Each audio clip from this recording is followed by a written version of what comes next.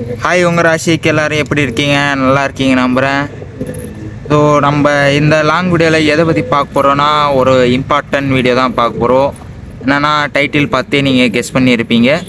Summer சீசனில் புறாக்களுக்கு வந்து எப்படி கேர் பண்ணணும், எப்படி புறாக்களுக்கு வந்து பார்த்துக்கணும், அது இல்லாமல் என்னென்ன ஃபுட்டு வந்து போடணும் புறாக்களுக்கு சம்மர் சீசனில், எல்லாமே இந்த வீடியோவில் வந்து ஒன் பை ஒன்னாக பார்த்துட்டே வரலாம். வீடியோ வந்து ஸ்கிப் பண்ணாமல் கடைசி வரைக்கும் பாருங்கள். அதுக்கு முன்னாடி நம்ம சேனல் இப்போ தான் புதுசாக வரீங்கன்னா சப்ஸ்கிரைப் பண்ணிடுங்க. வாங்க வீடியோக்குள்ளே போய் தெரிஞ்சுக்கலாம்.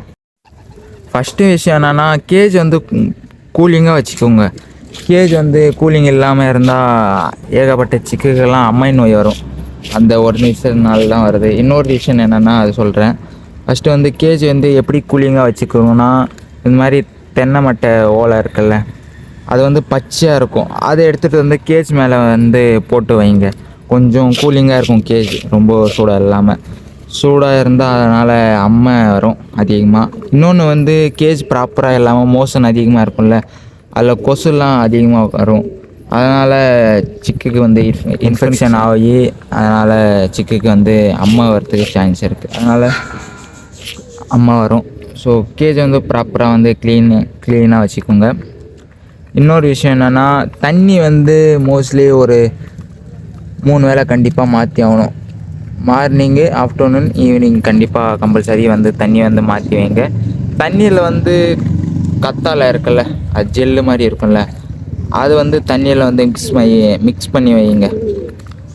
ஸோ அதை வச்சாவே புறாக்கு வந்து அம்மா வராமல் இருக்கும் சிக்குக்கு. ஸோ கொஞ்சம் கூலிங்காக இருக்கும். ஏகப்பட்ட சிக்கெல்லாம் கேஸில் வந்து இறந்துப்போம் அந்த ரீசன்னால். ப்ராப்பராக வந்து கேஜ் வச்சுக்கோங்க க்ளீனாக. இன்னொரு விஷயம் என்னென்னா, அம்மா வந்தால் புறா சிக்குக்கு வந்து என்ன பண்ணணுன்னா, மஞ்சள் தூளும் கல் உப்பு வேப்பல்ல அதை மிக்சியில் போட்டு பேஸ்ட்டு மாதிரி அரைச்சிட்டு லைட்டாக வந்து தேங்காய் எண்ணெய் வந்து மிக்ஸ் பண்ணிக்கணும். மிக்ஸ் பண்ணி பார்த்தோன்னா அந்த அம்மா இருக்குல்ல, அந்த இடத்துல வந்து அப்ளை பண்ணி விடணும். அப்ளை பண்ணி ஒரு வாரத்துக்கு வச்சுட்டு வந்தீங்கன்னா கம்பல்சரி பார்த்தோன்னா க்யூர் ஆகிடும். அந்த மாதிரி வச்சுட்டு வாங்க. சிக்குக்கு வந்து கொஞ்சம் உடம்பு வந்து சூடாக இருக்கும்.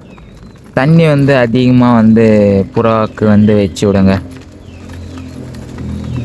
அந்த மாதிரி வச்சாவே புறா சிக்குக்கு பார்த்தோன்னா சிரிஞ்சியால் அந்த பேஸ்ட் மாதிரி அப்ளை பண்ணுவீங்களா, அது சொன்னல, அப்போ வந்து நீங்கள் தண்ணி வந்து சிரிஞ்சில் எடுத்து அதிகமாக வந்து ஊட்டி விடுங்க சிக்குக்கு எடுத்து. அது மாதிரி ஒரு 2 சிரிஞ்சு தண்ணி வந்து அடித்து விடுங்க புறா சிக்குக்கு. அப்போ தான் வந்து கொஞ்சம் கூலிங்காக இருக்கும் சிக்கு.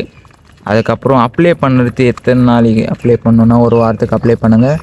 கம்பல்சரி பார்த்தோன்னா 2 வேளை அப்ளை பண்ணி ஆகணும். மார்னிங், ஈவினிங் அப்ளை பண்ணிவாங்க. அது எப்படின்னா, நடுவில் நானும் மிஸ்டேக் பண்ணுவேன். எப்படின்னா, ஒரு நாள் அப்ளை பண்ணுவேன், இன்னொரு நாள் அப்ளை பண்ணாமல் விட்டுருவேன்.